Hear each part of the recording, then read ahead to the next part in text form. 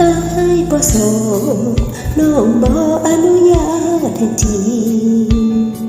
ก็แต่ว่ายังบ่รีบมีผัวปานใดดอกเด้อหากลอยเมียมาเอาเงินทองเป็นข้อเสนอก็พ่อมาเปิดละเธอผู้บ่าวเมียเพลอคือจังบักตา